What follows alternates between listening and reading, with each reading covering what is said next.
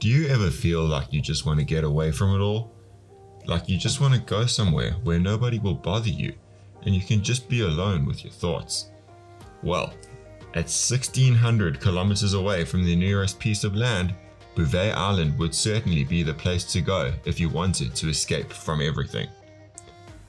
Before I proceed with this video, I just want to ask that if you end up enjoying the video, please do like and subscribe for more content like this. Bouvet Island is the single most remote piece of land on Earth. It is an uninhabited volcanic island in the southern Atlantic Ocean, 1,700 kilometers north of Queen Maud Land, Antarctica. 93% of the island, which is half the size of Manhattan, is covered by a glacier, and finding a spot to land by boat is no simple feat. Initially discovered in 1739 by French ship commander Jean-Baptiste Charles Bouvet de Lozier, Bouvet Island would be claimed for the British Crown in 1825, but then annexed by Norway in 1928. So just how insanely remote is this island?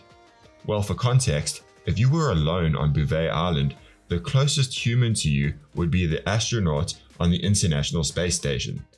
The closest humans on Earth would be on Tristan da Cunha, over 2,000 kilometers away, and incidentally, Tristan da Cunha is itself the most remote inhabited island in the world. As a result of this extreme remoteness, fewer than 100 people have ever set foot on Bouvet Island. So difficult is it to get to this island, in fact, that former Guinness World Record holder for being the world's most traveled man, John Klaus, had Bouvet Island as one of the 3 places he was unable to go to, the other 2 being the Paracel Islands in the South China Sea and Clipperton, a French island about 700 miles west of Acapulco. In 2003, Charles Veely had traveled to 249 countries and territories defined by the Guinness World Records. When he approached Guinness to claim the title of the world's most traveled man, officials told him that to be recognized in its books, he'd have to set foot on one of the places that Klaus was unable to reach. So, when Veely heard about a South African ship that was set to head to Bouvet Island to fix a weather system, he got himself to Cape Town, South Africa, and spent 72 days at sea with sailors and military personnel, and braved a dangerous helicopter landing from off of the boat onto the icy surface of Bouvet Island. Veely would describe Bouvet Island in an email by saying, "Bouvet was incredibly stark and foreboding, but the seas were relatively calm and visibility was good. Even so, I was very cold and windblown after 2 hours on the island. The entire beach and rocky upslope was covered with penguins and seals." The difficulty of reaching Bouvet Island is why it was so alarming when, in 1964, an abandoned lifeboat was discovered on the island, along with various supplies. However, there were no signs of life anywhere on the island. The mystery of the lifeboats on Bouvet Island remained widely unknown until March 2016, when Reddit user Qualis Levitt posted about their unearthing of Soviet literature detailing how sailors from the Slava Antarctic whaling fleet got to Bouvet Island on the 27th of November 1958.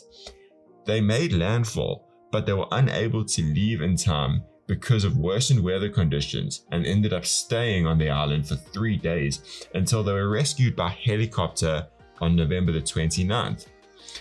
Currently, there is a small Norwegian research station on the island that is designed to house a small amount of researchers for 2 to 4 months at a time. This new station was built in 2014 after the previous station, built in 1996, was discovered in 2006 to have been washed out to sea because of an earthquake. In 2012, New Zealand climber Aaron Halstead and his team became the first people to climb to the peak of the highest point of the island at 780 meters. What is truly fascinating is that Bouvet Island has its own top-level internet domain, .bv. How does an island in the middle of nowhere that has never been inhabited get its own internet domain? Well, because Bouvet has been under Norwegian control since 1928, it was included as a country in the UN publication known as the standard country or area codes for statistical use. To cut a long story very short, the later established Internet Assigned Numbers Authority just assigned domains based largely on this original publication in order to avoid having to play politics by determining what is and what isn't a country.